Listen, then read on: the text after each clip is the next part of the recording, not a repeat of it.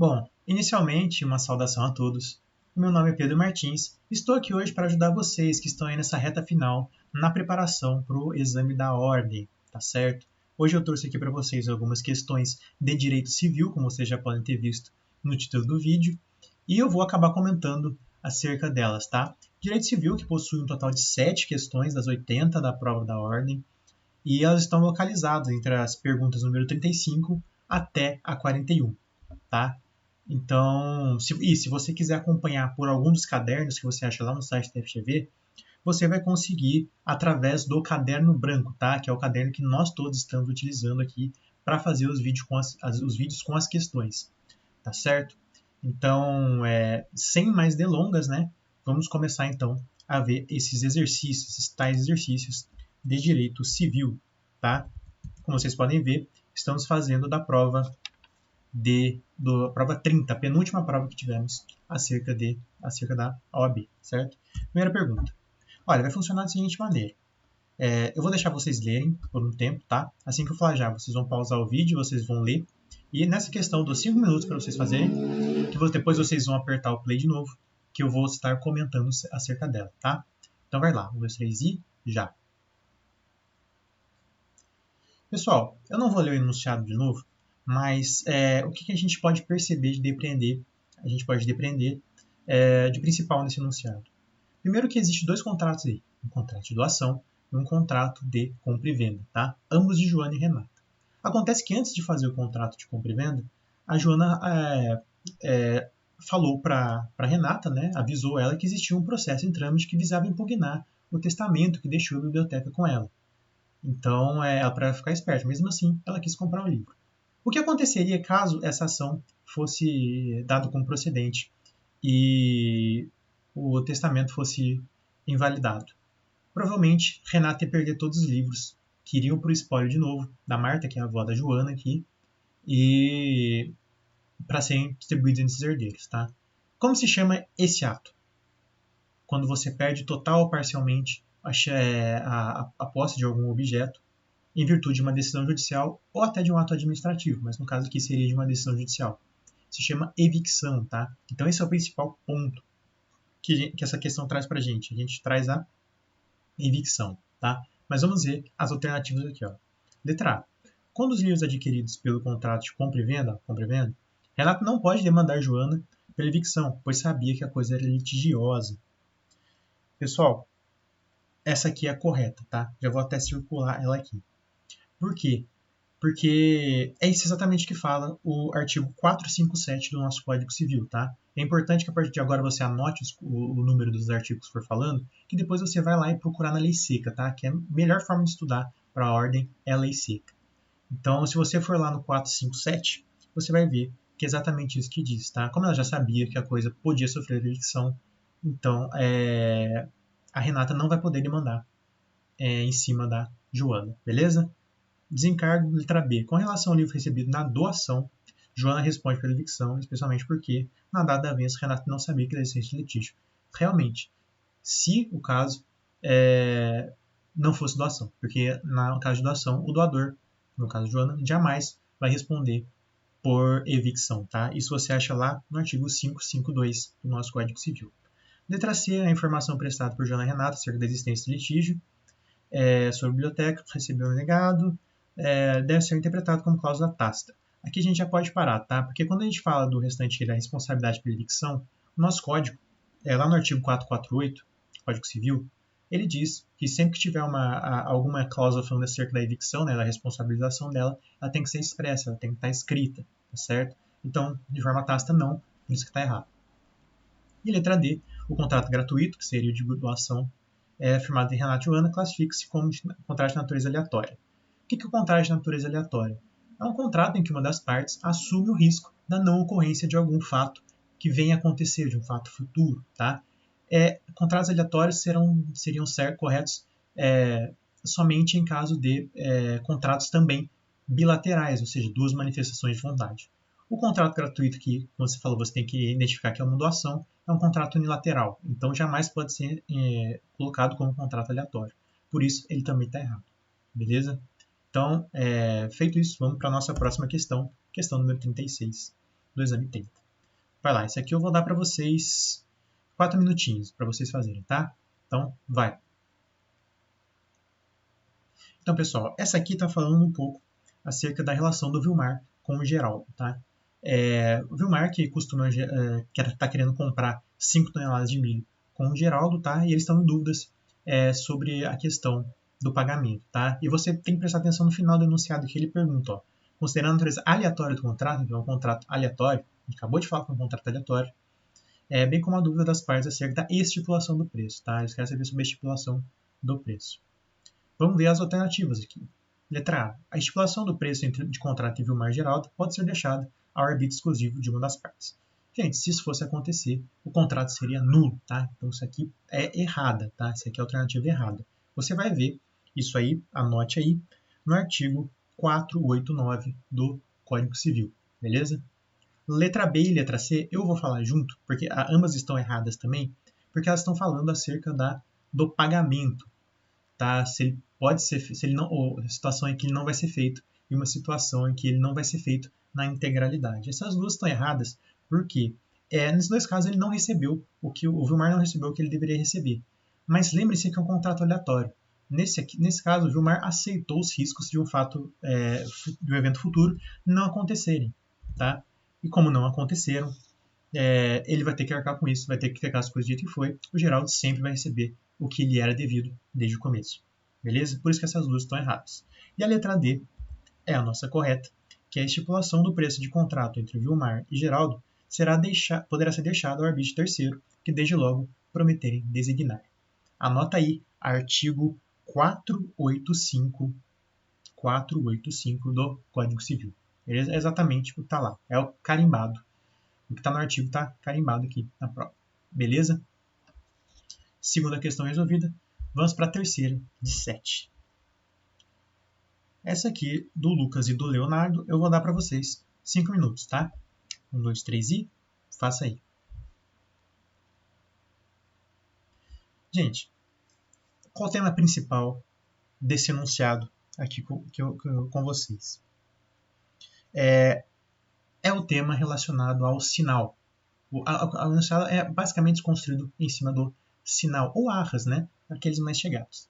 Mas o sinal, aqui no caso, foi dado pelo Lucas para o Leonardo, só que o Leonardo ele miou o esquema que eles estavam fazendo, porque já existia outro esquema com um amigo do Leonardo. Tá? Então o Lucas pagou o sinal e depois que ele pagou o sinal, o Leonardo falou que não, eu já armei para o meu amigo aqui, então vai ter que cancelar. E ele quer saber o que acontece aí, você como advogado, qual a sua orientação que você daria para o caso, tá? Vamos ver as alternativas. Ó, letra A. Leonardo terá que restituir a Lucas o valor pago à título de sinal. Vai ter sim, com atualização monetária, juros, honorários de advogado, mas não o seu equivalente. Esse não é seu equivalente está errado, porque é o contrário que a lei diz. Então a gente já passa para B, que já é correta, já vou até circular para vocês, que fala que o Leonardo terá que restituir a Lucas o valor pago a título de sinal mais o seu equivalente. O que é esse equivalente? É exatamente o preço do sinal. Então, se ele pagou 10 mil reais, ele vai voltar os 10 mil reais com atualização monetária, com juros e com honorário de advogado, mais 10 mil reais, que era o sinal que era o valor do sinal. Perfeito? Então vai praticamente dobrar o sinal que ele tinha dado. Por quê? Porque o Lucas cancelou, ele desistiu do negócio. O Leonardo cancelou, ele desistiu do negócio. Então ele vai ter que pagar o preço, ele vai ter que devolver e pagar o equivalente, tá? Com todas as atualizações ditas aí, beleza? Por isso que essa aqui é a correta. Isso aqui está lá no artigo 418 do nosso Código Civil, tá certo? Só por desencargo, letra C. Leonardo terá de restituir Lucas apenas metade do valor pago. Não faz sentido, foi o Leonardo que pisou na bola, tá? E letra D. Leonardo não terá que restituir Lucas, já podia parar aí, o valor pago a título de sinal vai ser computado como início de pagamento, o qual se perde em caso de inadimplemento. Não é início de pagamento, tá? Sinal é só uma garantia que você dá no começo do contrato para poder ser efetivado lá na frente, tá? Então, alternativa certa, alternativa B. Próxima questão. Vou dar 4 minutinhos para você fazerem, tá? Então vai lá. 1, 2, 3 e pode começar. Então, pessoal, a questão principal aqui que a gente já vê de prima facie aqui é sucessões. Sucessões no caso do Hermes.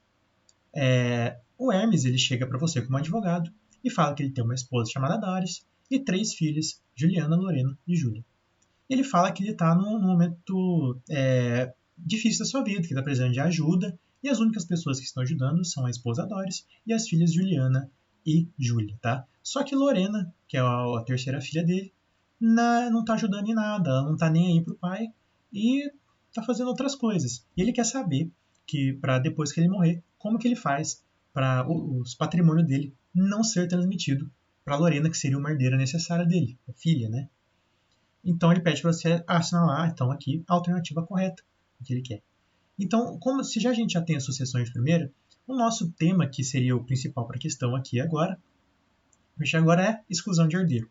Exclusão de herdeiro se dá ou por indignidade ou por degradação. Indignidade independe da vontade do autor da herança e a deserção ela depende diretamente do autor da herança, tá? Vamos ler as alternativas aqui. Letra A. A pretensão de Hermes não poderá ser concretizada segundo o direito brasileiro, visto que o descendente herdeiro necessário não poderá ser privado da sua legítima pelo excedente em nenhuma hipótese. Se isso aqui tivesse certa, não existiria indignidade nem deserdação. Então está errado, tá? Quando ele fala em nenhuma hipótese ali, está totalmente errado, tá? O código traz sim hipóteses, tá? Inclusive para os herdeiros necessários, tá? Letra B. Não é necessário que Hermes realize qualquer disposição em vida, pois o abandono pelos descendentes é causa legal da exclusão da sucessão de ascendente por indignidade. Não é indignidade, tá? Indignidade está lá no 1814 do Código Civil. Anota aí que você vai ler depois os casos de indignidade, que independe do autor da herança, tá? Vai ser deserdação. Aqui está errado. Letra C. Existe a possibilidade de deserdar o herdeiro necessário por meio de testamento, que é o correto. Para a deserdação você faz através do testamento. Tem que fazer através do testamento. Mas apenas em razão de ofensa física, injúria grave e relações ilícitas com a madrasta ou padrasto. Vamos ler a D? Essa aqui está quase certa, tá? Mas vamos ler a D. É possível que Hermes disponha sobre a deserdação de Lorena em testamento, perfeito, indicando expressamente o seu desamparo em momento de grave enfermidade como causa que justifique esse ato. Essa aqui é a correta. E esse exemplo que ele trouxe nessa última alternativa é o que você vai achar lá no artigo 1962, tá? Em seu inciso 4º. Se é inciso 4º, tem mais de 3 aqui. Tem mais de 3 possibilidades. Então eu já descartaria assim logo de princípio, tá? Porque ele fala apenas em razão daquilo. E não é, tem muitas mais razões. E então, como eu falei para vocês, lá no artigo 1962, inciso 4, ele fala para você que essa situação é possível e justificável que se deserde Lorena no caso. Tá bom? Resolvida essa questão, vamos para a nossa penúltima questão. Tá? Essa aqui eu vou dar 2 ou 3 minutos para você fazer, que ela é muito fácil, tá bom? Então vai lá. Pau na máquina. Pessoal, essa aqui é ridícula de fácil, tá? Ele tá falando que Alberto casou com 16 anos, né? Depois dos 16 anos completos, os pais autorizaram ele a se casar com Gabriela, só que depois eles viram que era besteira e eles se separaram, se divorciaram. Aí o Alberto, ele quis viajar pelo mundo, então ele fez um contrato com uma agência de viagem, uma agência de turismo aqui no caso, né?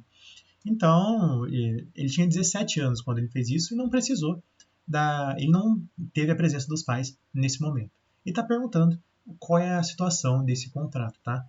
O principal ponto aqui é a capacidade civil que eu falo para vocês, tá? Primeiro que não tem, que ele está casado certinho, tá? Você só pode casar depois dos 16 anos, antes nunca.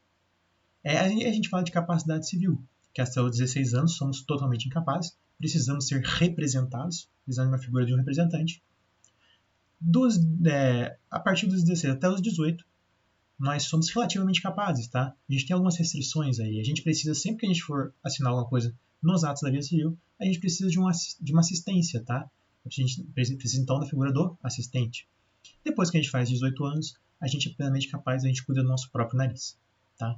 Só que existem casos em que a maioridade civil, aqui no caso, é alcançada antes dos 18 anos. Isso dá o nome de emancipação, tá? Então, se você for ver lá no artigo 5º do Código Civil, no segundo inciso do parágrafo único, você vai ver que o casamento é causa de emancipação. Então tá perfeito o que ele fez aqui, não tem nada de errado. Ele já era maior, já era plenamente capaz ali, mesmo antes dos 18 anos. Então é por isso que a alternativa é a letra A, tá? Que é a única que faz sentido ali, tá?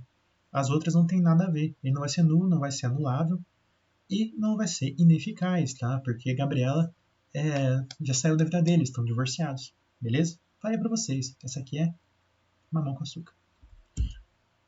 Vamos para agora sim a nossa penúltima questão. Eu vou dar 5 minutos para vocês fazerem e você já volta, tá? Vai lá. Pessoal, esse aqui está cuidando do caso entre Lucas e Pablo, né? Em que Lucas ajudou o Pablo, doando maquinário para a fábrica dele. Só que o Lucas acabou, depois de Pablo encher tanto saco, o Lucas acabou tentando contra a vida de Pablo, né? Só que Pablo já tinha feito um contrato de empréstimo com o banco XPTO aqui no caso, e ele queria, através de um contrato de empréstimo, né? Através de um contrato de empréstimo, e ele deixou em garantia essas máquinas em forma de penhor com um banco, tá? Só que aí o Lucas ele quer desfazer a doação. Vamos para as alternativas aqui agora para saber qual que é a correta, tá? Ó, letra A. Para a constituição válida do penhor, é necessário que as coisas empenhadas estejam em poder do credor. Como isso não ocorreu, o penhor realizado por Pablo é nulo. E não, gente. Aqui, se você for ver a letra da lei, eu já digo já o artigo para você, 1431 do Código Civil, parágrafo 1 desse artigo do Código Civil, ele fala sobre o penhor industrial. As máquinas que Pablo usava ali são, sim, máquinas usadas para efetiva atividade industrial ali. Então, elas independem de estar com ele na situação, tá? Então, o penhor, ele continua, tá? Então, essa aqui está errada, tá? Não vai ser nulo. De forma alguma vai ser nulo. Letra B. Tendo em vista que o banco XPTO figura como terceiro de má-fé, eu já podia parar aqui, ó.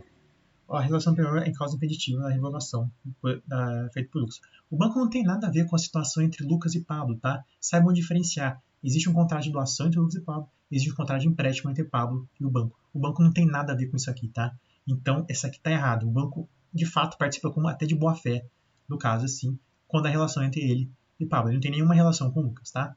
Beleza? Letra C.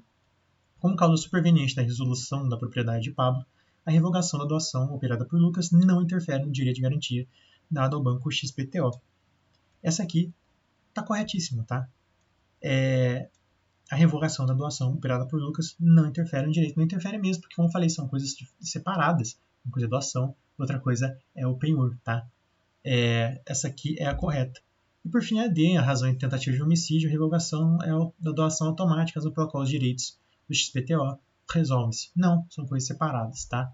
E só para terminar, penhor é uma garantia real, tá? Então ela recai somente sobre o bem, independente de onde ele esteja.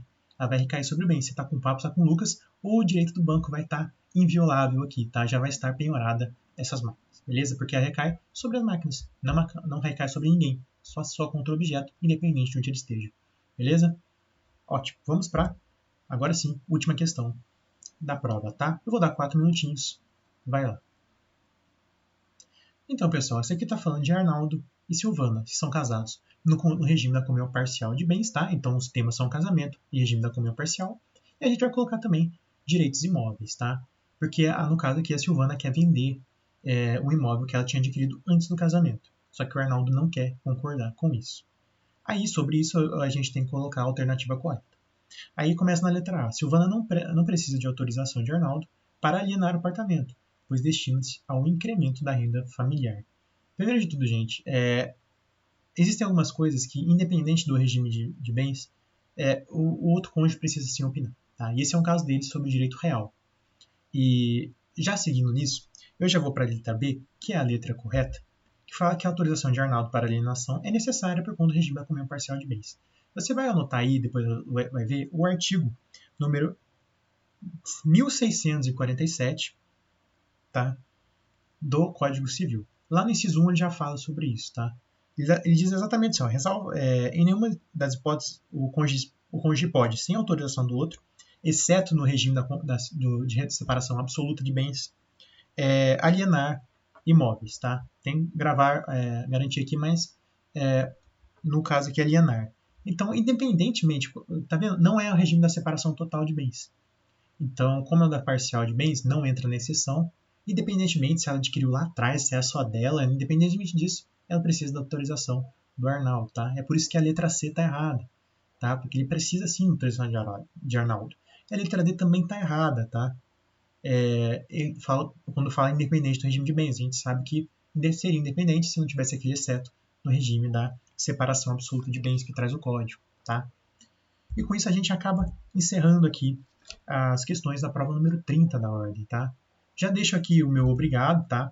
E um boa sorte. Lembrando que sempre que a sorte nada mais é que aquele resquício da preparação que você está fazendo. Então, se você se preparar bem, você com certeza vai trazer um resultado positivo dessa primeira fase, tá certo?